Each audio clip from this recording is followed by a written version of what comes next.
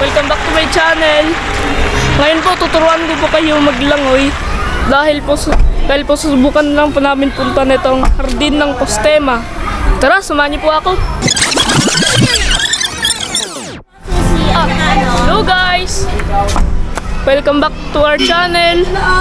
Ngayon po, magsiswim po kami dito po sa hardin ng Postema dahil po araw po ngayon na linggo. Okay, tara, samahan niyo po ako.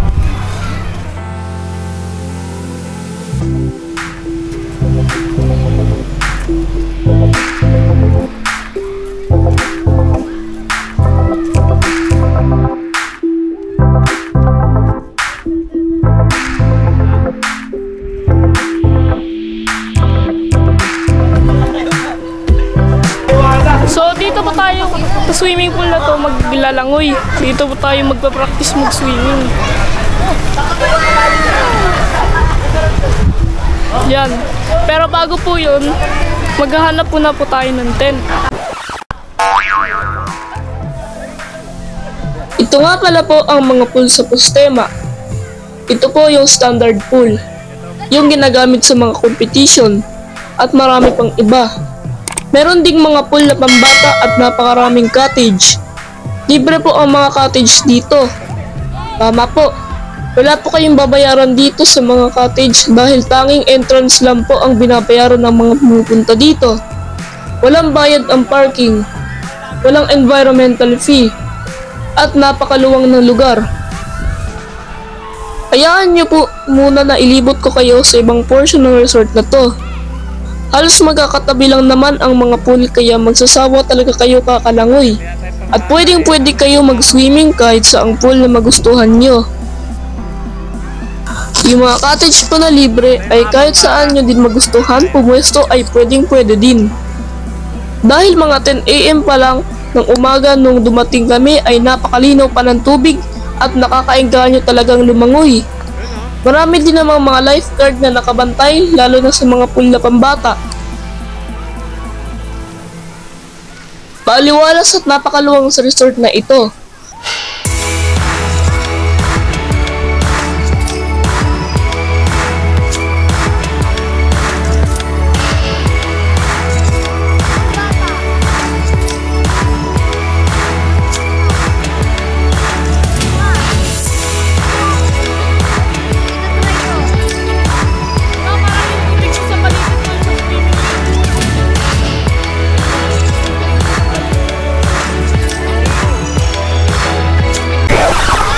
Okay, sa paglalangoy, may mga rules tayo, katulad ng mga beginner sa tulad ko. Unang-unang rules, dapat maging confident, tsaka hindi matatakot sa tubig. Kasi yung iba natataranta pag nandun na sa tubig kasi niisip nila malulunod sila. At ang pinaka-powerful na paraan para hindi kayo matakot sa tubig ay dapat lagi kayong kalmado. Para hindi kayo matatakot sa tubig at hindi nyo maiisip na malulunod kayo. Talagang makakaliw po magstay dito sa Postema kasi ang daming puno at mayanim ang lugar. Maraming masisilungan ng mga puno at cottage. Yung ibang mga cottage nga po pala ay may mga outlet ng kuryente para magamit ng may mga dalang charger at electric fan o kaya maliit na sound system. Ang lesson 1 yung rurolyo ka sa tubig. Ito. Lesson ako! Ay! Mati mo pa ako! Parang bola! Ganun ang una. Dapat ano po? Dapat may laman po yung baga mo po. Yun lang. May laman po. Yung baga po, dapat may laman po ng hangin. Tapos pag huminga po konti lang dapat po ilabas. Kapante? Tingnan po. Punta ko dyan ha! Nagro-roll.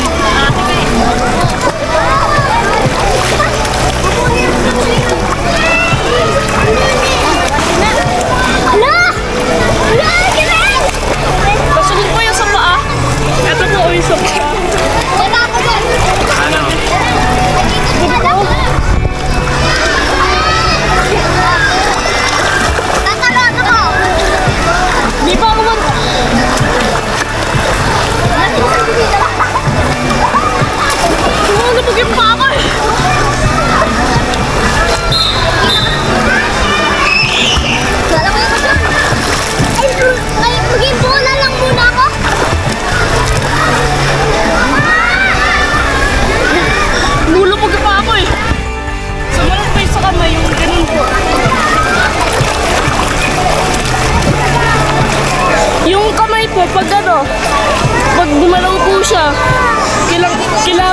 maghanap po tubig na marami para makaandalit ako.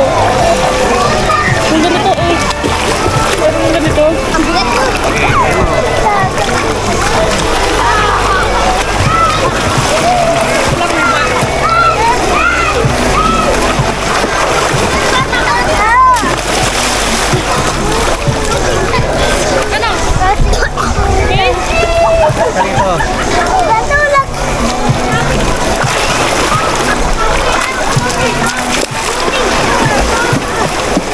Susunod po yung sabay po.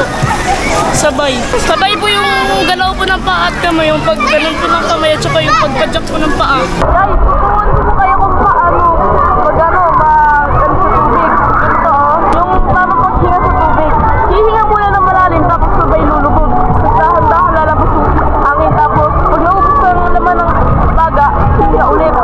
Tapos lulubog.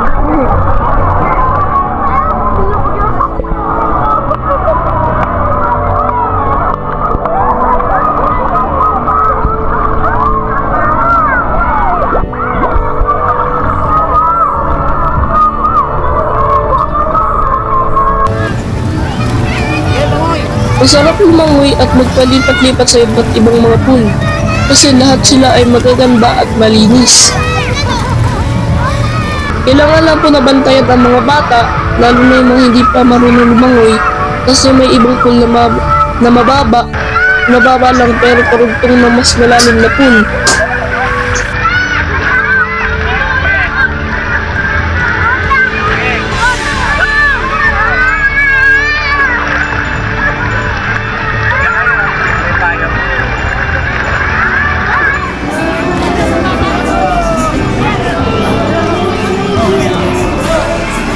Malinis din po ang mga CR pambabae at pamlalaki at meron din mga nakalaan na shower station. Kung plano nyo naman na mamasyal lang ay sulit na sulit din po ang pagpunta nyo dito kasi nga maganda ang mga tanawin at mga puno lalo na sa parteng likuran na mukhang hindi masyado na-develop pero maganda ang pagkaka-landscape.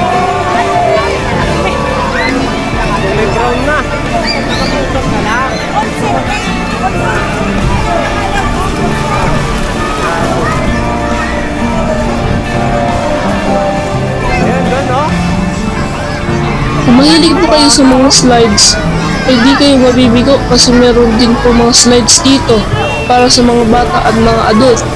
Bukod pa po yung mga slides to sa mga pool na pang toddler.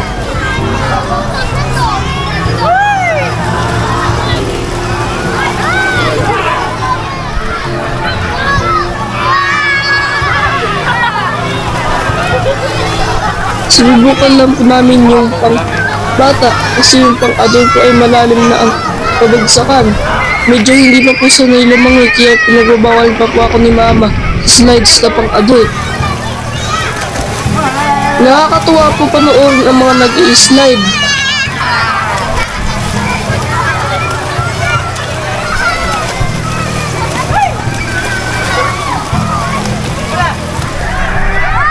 Noong dumating po kami ay napakarami din po na available na parking spot at may mga nakaabang pa sa likuran na parte ng resort para sa mga bagong dadating.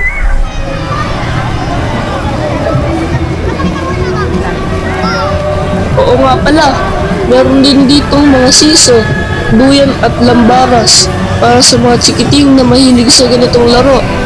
May mga bakanting space pa po para sa mga gusto mag-badminton, volleyball at iba pang open door activities. Meron din po pala ang available basketball court pero hindi ko na-videohan kasi nakaposto po ang court sa entrance pa lang bago makarating sa parking area.